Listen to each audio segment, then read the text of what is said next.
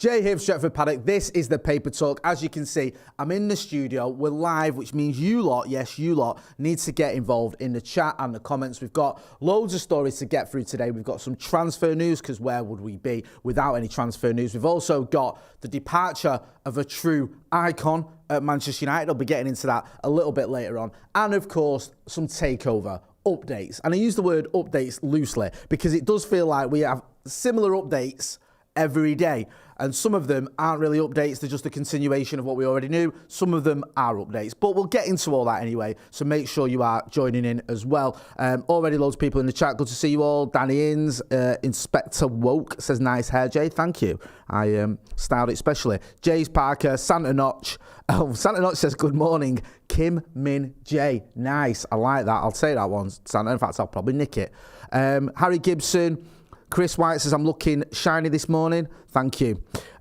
Chris Quigley says, morning, Jay. Up the paddock, like the video. Gary Davey says, morning from Western Supermare. Magnum Skywolf says, morning. Loads of people say morning. Yona Saunders said, good morning, Jay. Have a great weekend. Thank you. You too, brother. Navoma as well says, morning, Jay. Right, should we get to our first stories? Let's talk about Lisandro Martinez. Martinez obviously out for the rest of the season with that injury he picked up during that horrific 10-minute spell against Sevilla where everything went wrong. We basically threw away a 2-goal lead, and more importantly, for me anyway, was the fact that Martinez picked up an injury that means he misses the rest of the season. Now you can see this, we've got it from the Mirror. It says Martinez set for new contract. Manchester United are already considering handing Lisandro Martinez a new contract after an impressive debut season. According to reports, the Argentine could be set for an improved deal, but no formal talks have taken place yet for Martinez, who has become a fan's favourite after playing 45 games this term. It's worth remembering that as well. Despite being injured for the last month or whatever it's been, he's still played almost a season's worth of games. He's played a lot of football. He also played 5 games in the World Cup as well for Argentina, helping them lift the trophy, of course. He has been phenomenal. I think Martinez is in the conversation for one of the best centre-backs in the league. I think he's up there. I really do. I think if you look at the way he's improved the team, look at how solid we look defensively when he's there, look at how he encourages those around him as well. There's a real camaraderie in the defence. And look at how he plays his way out of trouble. I think one of the issues that's been highlighted since he's left is the fact that playing out from the back, we struggle. And we struggle a lot more when he's not there. I know Luke Shaw does quite well when he's at centre-back. He's sort of come into that role. But there's times when David De Gea will give the ball to Martinez. Martinez will have players around him, and he'll be able to do a little bit of skill and get out of trouble. Now that option isn't really there. I think we're struggling a little bit. We've still got a pretty good defensive record. Yes, we have had, in terms of clean sheets, I hasten to add, yes, we've had some absolutely stinking results. And he's been in the team for a couple of them as well, so we can't just ignore that. But I think overall, if you look at the expectation, if you look at what he's done for the team, and you look at the hand he's had in our success this season in terms of winning a trophy, getting to the FA Cup final, and looking on course for that top 4 finish, then Lisandro Martinez has been absolutely fantastic, and I for one would be happy for him to sign a new deal if it's just improved terms and maybe a little bit of an extension, because he's the sort of player you'd want to see at Manchester United for the rest of his top level career. I wouldn't ever want to see him leave until it's time for him to maybe drop down a level when he gets a bit older. Let me know what you think. Get involved in the comment in the chats, and make sure you are hitting that like button. Hit the like button, please, people. We've only got 64 likes, which is just completely unacceptable. Daniel Berry said, it's like we are desperate to have wage bill issues. He's not keen on handing him a new deal. Says, no, it's his first season. Jesus, what do you think? Do you agree with Daniel? Do you think, no, we shouldn't give him a new deal? Or do you think that we should give him a new deal because he's had such a good season and we don't want him going anywhere else? Guypreet Gill says, morning. Oh, God. Mate, I was using my full name, Guypreet. I don't know why. I don't know if he's trolling. Brandon Loveday says, Martinez makes Varane a better player. That's a great point as well. Them two as the centre-backs partnership look really good. Bucko says, J-Lad. Melbourne says, hello, you legend. No Eccles Cakes here. One love. Yes, one love to you as well. Hannibal Mahari keeps saying this, says, we want Qatar. You may want Qatar. I don't know who the we is. Some people may not. I keep seeing people saying, I know I'm not saying you are, but a lot of people saying, United fans want this, United fans want that. Listen, I'm a United fan. I don't speak for any United fans other than myself. Some may want Qatar, some may want Sir Jim Ratcliffe. They can each make their own mind up. We'll get into the Sir Jim Ratcliffe news in a minute as well. Steve Gil Garif says, There he is, the lucky egg. Shout out to me and Tom. Rio Robo, fixing sewers in Blackpool. Love you, Jay. Fixing sewers in Blackpool. That sounds like a novel.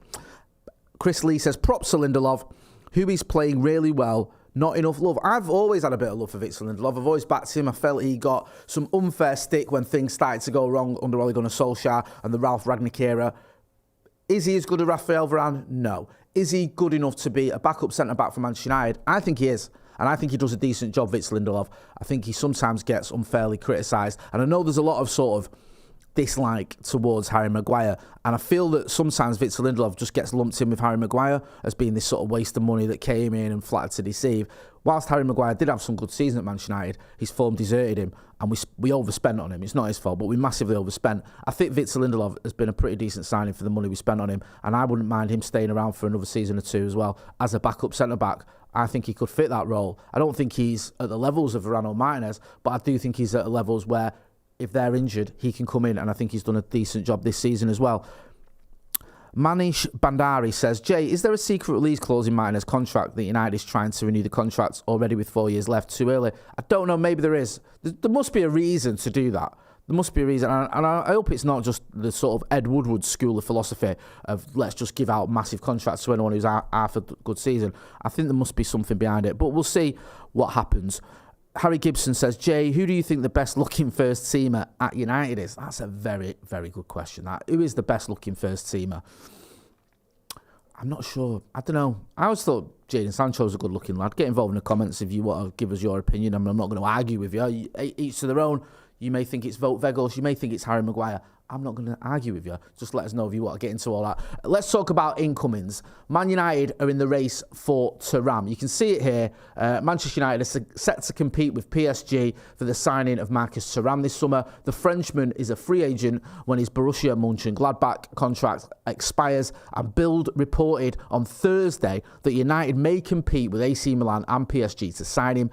Thuram has scored 16 goals in 30 appearances this season. Now, a free transfer, this could work if you are going to go big on someone like Harry Kane. If you go in and you get Harry Kane, let's say, for example, it might not be him, let's say it's Victor Osimhen, whoever, for around 100 mil, give or take. I know it might not be that, it might be a little bit different, but let's just say for the sake of argument, £100 million goes on Harry Kane. I've always advocated for buying 2 strikers this summer. I think you need another striker. Some people say, well, Anthony Martial could be your backup striker. Okay. Can you rely on him to stay fit? Can you rely on him if Harry Kane needs a breather that Martial will be available? I'm not so sure. You can have Marcus Rashford down the middle. That could be an option. I'm all for that. But I think you need another option. I do. I think you need someone who can come in, and when you need to rest Harry Kane or whoever, and you need to take him, maybe you even need to sub him a little bit earlier than you perhaps planned, you've got someone who can come in. So a free transfer for a player who's got 16 goals in 30 appearances this season doesn't seem too shabby for me. I think he's a decent player. So I've not seen loads of him, but he seems like he's a decent player. He could come in and do a job. I certainly rate him a lot more highly than I would keeping Wout Weghorst. No disrespect to Wout Weghorst, but he's got no Premier League goals. He doesn't really look like scoring in the Premier League, if we're being brutally honest. I know he's got a couple of goals in the Cups, but I don't see him staying on. Anthony Martial, if we are going to generate funds, maybe he goes, maybe he's sold and it generates some funds. However, some may say, well, you can't. I've heard this argument on this channel. You can't let Weghorst and Martial go. You need to keep one of them. I'm not sure you do. Let me know what you think. Stuart Thomas says, hey, Jay, can you please say Eric Cantona, the icing on the cake again? I don't even remember saying that, but why not? Oh, yeah, I said that the other day, didn't I, about when we were talking about signings that we made. Darren Cox says, Thuram would be a great backup option. One Puggy says, Jay, would you be happy to get paid a lot less than Adam McCullough when you are better at what you do? That's why Martinez needs a pay rise, as he's our best centre-back. I'm usually using an analogy there because I'm not better than Adam McCullough, but I get what you're talking about. Maybe, I don't know what the wage structure is at Manchester United. Maybe he's sort of earned it. Maybe it's just keeping him here. But we'll have to wait and see. I'm not going to lose my mind if Lisandro Martinez gets tied down to a deal. Saves Mount 90 says, don't get political, Jay. Me? Get political? Never. Should we move on to the big news? The news that sort of dominating the headlines this morning. This is about Sir Jim Ratcliffe. You can see it here. The Evening News has got it. This came out in the Times. This is the Times rich list. It says Sir Jim Ratcliffe's worth quintuples to 30 billion in boost for Manchester United's rebuild prospects. I'm not a big fan of that headline, to be honest with you. I think it's a little bit like, what are you on about? Anyway, Manchester United prospective buyer Sir Jim Ratcliffe is now Britain's second richest person, according to the Sunday Times rich list. Ratcliffe is currently in talks to buy United from the Glazers, and he's said to be worth an estimated 29.688 billion, which makes him the second richest person in the UK behind the Hinduja family with a wealth of 35 billion. In last year's rich list, Ratcliffe was estimated to be worth 6.05 billion. So his wealth has gone up, if my maths are right, by about 24 billion quid. So it just says here, can you just move the running order over a little bit so I can just see the rest of that? Thank you. It says the 70-year-old who was born in Failsworth and supports United was named the UK's wealthiest person in 2018. It also goes on to say, Robert Watts, the compiler of the Sunday Times rich list, said, this year we have new information about the full scale of Ineos profits, and that has made us confident that Ineos is now worth at least 40 billion. We have also learned more about the personal assets that Sir Jim has accumulated in the past 25 years. Goes on to talk about Ratcliffe being the chief executive of Ineos, and he's currently vying with Sheikh Jassim to be the new owner of Manchester United. I think there might be some more if we scroll down as well. It goes on to talk about the fact that some fans have raised concerns that Ratcliffe would not be able to fund the kind of rebuild that many believe is needed at United, with a new regenerated stadium, significant investment in the training ground, and investment in new players, all required. But Ratcliffe's newfound wealth should ease some of those fears. Now, if he's worth 29.688 billion or whatever it was, then he should be able, if he is a United fan and he is willing to fulfill the promises he said. He was a bit vague when in his promises, but he more or less said making it a community club, getting United going again or whatever. Then he should be able to fund that with his 30 billion. He should be able to invest in a stadium. Let's say the stadium's $1 billion. Let's say we need to invest $500 million or maybe a bit more in the squad. Let's say he needs to invest another $500 million in the training ground. Okay, that's £2 billion. But if he's got 29.688 and he is a United fan like he says he is, and he is determined to get Manchester United back to the top, he isn't doing this just for the sake of doing it. He's doing it because he cares about the club and he wants to see the club succeed. Then, according to the Sunday Times rich list and other newspapers that are reporting it, he should have the money to do that. Now, it remains to be seen whether he will. It remains to be seen if he'll even succeed as the new owner of Manchester United. There's been an 11th hour bid by Sheikh Jassim, bin Al-Thani, so we'll have to wait and see what happens with that, whether it's going to be Ratcliffe, whether it's going to be the Qatari bid that's successful. But if he is successful, then he should have the funds to do the things he's promised to do at Manchester United. Get involved in the chat and the comments and let us know what you think. M. Anwar says SJR is not a United fan. Parky's 1712 says he hasn't got 30 billion in his bank account though.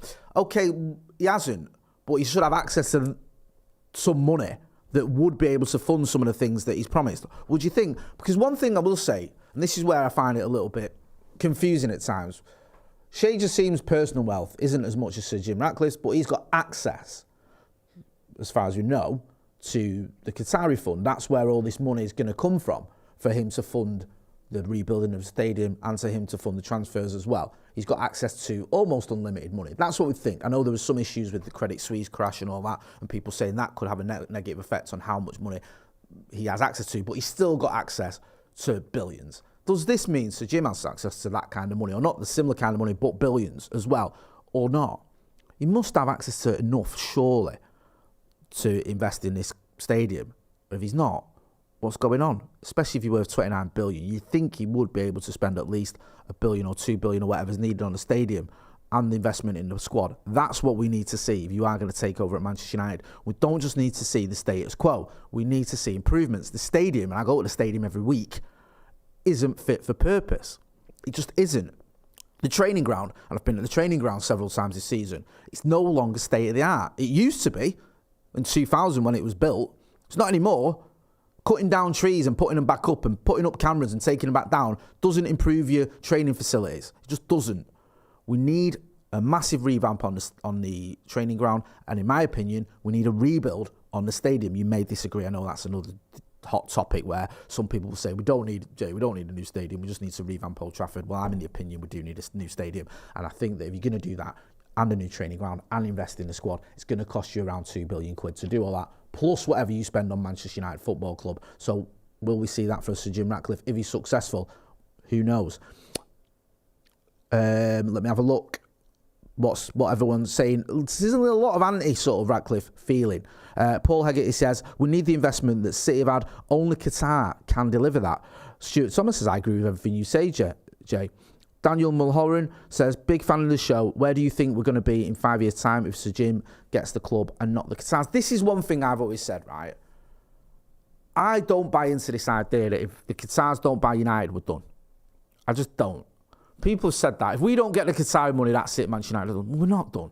We're Manchester United football. We're not done if we don't get the Qatari takeover. I just refuse to believe that. I just don't think that at all. I think there is a way that if the Qataris don't take over, we can still be successful. We can still challenge for trophies. We can still win things, and we can still battle it out with the other sort of top teams in Europe. I think we're going to need investment. I think we will need to spend money, but I think it's doable. I don't get into this idea that if Qataris don't buy us, that's it, forget it. We're done. I've never believed that, and I don't believe it now. Get involved in the comments and the chat.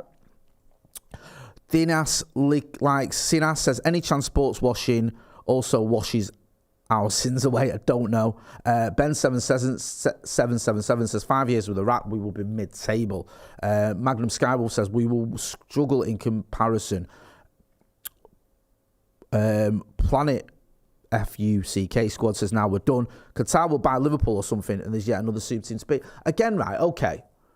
People say Sheikh Jassim's a United fan. If he's a United fan, he's got unlimited wealth, practically, then he should be able to blow Sir Jim Ratcliffe out of the water. He should be able to come in with a bid that just goes, right, that's the end of that, that's done. Also, if he is a United fan, why would he buy Liverpool if he don't get United? I'm a United fan. If I tried to buy United and I couldn't get United, I don't dream of buying Liverpool. I'd rather set fire to me money, seriously, than own Liverpool. So this idea that if Sheikh Jassim doesn't get United, he'll get Liverpool, I don't get that. I don't think that would happen if he's a United fan.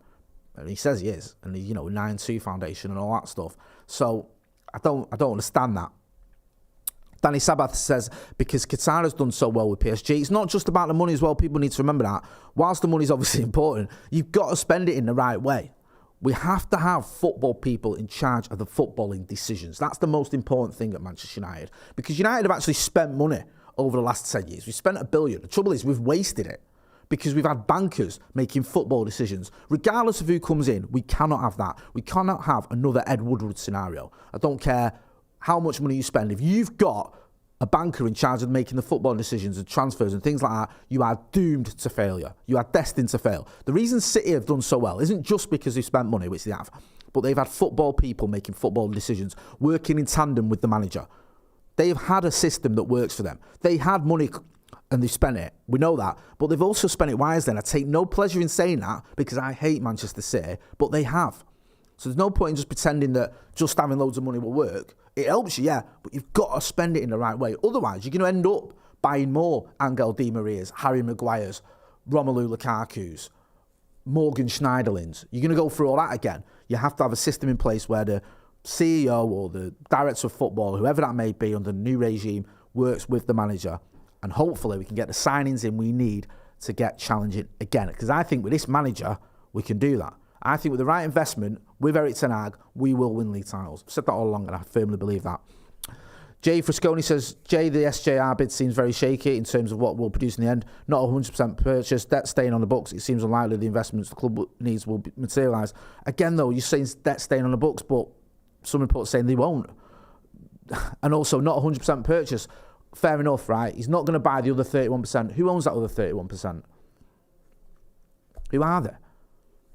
If you buy out the Glazers, that's what I want to see. I want to see the Glazers gone, and you're in charge of making the decisions, and you can make those decisions, you can spend money, and you're willing to spend money. That'll do me. I'm not bothered about the 31% of people I've never even heard of. I don't even know who they are. I'm more concerned about the Glazers. I want them gone. Now, if Sir Jim Ratcliffe keeps them on, that's going to be problematic because a lot of fans aren't going to be happy about that, especially if they have any sort of say in the running of the club. I doubt it. I doubt anyone's going to spend billions of quid to keep the Glazers in charge. But if they have any say in the club, I think that's done. If they're just minority shareholders and they're just still around for a couple of years, that's going to upset a lot of fans who do want the Glazers gone, and I want the Glazers gone myself. Ryan Hawker says, I don't care the point of buying half. I want the Glazers to walk. I don't care who it is. If it's 100% sale, I'm behind them. And in this case, it's Qatar. He wants Qatar. Ed Unis says New York Stock Exchange. Oh, the rest. Jermaine Reuters says, hey, morning, Jay. Sorry I'm late. It's okay. So early morning. Thanks for your time. Donnelly says, Jay, you're the man. Keep it up. Have a great weekend. Cabe12 says, Phil Jones has put a letter to the fans saying goodbye, which is nice to see. Yes, Phil Jones is leaving Manchester United after, what's it been now, about, is it 12 years at the club? Was it 2011 he arrived? Finally announced that he's going to leave. This has been on the cards for a little while, hasn't it? He's barely played for the last few years, and it's been a little bit tragic seeing what's happened with him. We know that he obviously struggled with issues off the pitch as well. There was talk of his mental health problems. It became almost a figure of fun for a lot of people. I remember, was it Twitter who tweeted out, Name was a better player than Phil Jones, and I wasn't happy about that. I didn't think there was any need to kick the lad when he was down, but now he's announced that he's going to leave. He's written a letter or a little sort of thank you to the Manchester United fans. You can see it there. It says here, Phil Jones is set to leave Manchester United when his contract expires in June. Goes on a little bit for him to sort of, if we can scroll down, him sort of talks about his time at United. He says, I've worked tirelessly hard. I literally left no stone unturned. I tried to get back as quick as I could. Every time I was out in the last couple of years, I think the highlight for me would have to be the Wolves game. When I came back, that was just a moment that I'll never forget. It gives me goosebumps now thinking about it. I mean, I worked so hard to get to that stage of fitness. Also says there, he says, and you know, I've missed playing football. I missed it. You grew up playing football, and all you want to do is play football. That is all I've known from such a young age. It's to do what you love for a living. I've been fortunate enough to do that, albeit not as much as I would have liked. So if you just scroll up a little bit as well. Yeah, he's done a big interview with the club, and he also says it's been very difficult the last couple of years. There's no denying that. There's no hiding away from that. My family have been absolutely instrumental in keeping me on the straight and narrow and keeping me focused to try and get fit and to try and play more. It is sad what's happened with Phil Jones and the way it's not worked out. And listen, I'm not going to sit here and pretend that, despite what Sir Alex Ferguson said, he's one of our greatest ever players. He isn't. However, he is a player that I think history will be a bit kinder to Phil Jones. The last few years have been pretty much disastrous for him. He's barely played. He hasn't really featured. He's not even in the conversation anymore, is he? When we talk about our centre-backs, no one's saying, oh, well, we've got Phil Jones as an option. And as he mentioned there, I think he played that game last season against Wolves. He played at Anfield, and that was about it, really, for last season. And his games have been very, very limited. However, this is a player who has won trophies at Manchester United. I think he's won a few trophies at Manchester United, including the Premier League. He's won a European trophy at Manchester United, the Europa League, and it's easy to sort of dismiss him and just go, he was always a terrible player for United. He wasn't. He played his part in some important cup wins. Let's not forget that. He's won as many Premier League trophies as Liverpool have. He's won as many European trophies as Manchester City have at the moment. So we can't be too dismissive of him as well. And there's been some moments. Remember when he was on corners, Phil Jones on corners? There was also the header against Giroud, who I want to remind people about that header, that picture that did the rounds and was a bit of a meme. He actually did do his job there and clear the ball. I mean, he didn't cover himself in glory leading up to that, but he cleared it. He did the job he was meant to do. So even though that does look ridiculous, it stopped Arsenal from scoring. So yeah, it's not always been comedy and a disaster. There's been some good moments as well, winning those trophies, playing his part. At one point, he was one of the most highly rated centre-backs in England. Got a lot of England caps as well, let's not forget. It's just a shame. It's not really worked out for him. I hope Phil Jones does move on and find another club and have some success. I wish him well, and it's a shame the way it's ended, but hopefully his career's not done yet. Listen, I'm going to leave it there. Make sure you are checking out all the other videos we've got. We've got a preview of the Bournemouth game coming up. Manchester United travelling to Bournemouth this weekend. We're going to have the watch-along. It's going to be myself, it's going to be Adam McCullough, and it's going to be Joe Smith as well. We've also got The Brew later on with a special guest from The Athletic. So make sure you are tuned in for that. If you've not done already, make sure you're hitting that like button, share, and subscribe to the channel. I've been Jay Moy. This has been The Paper Talk. Thanks for watching.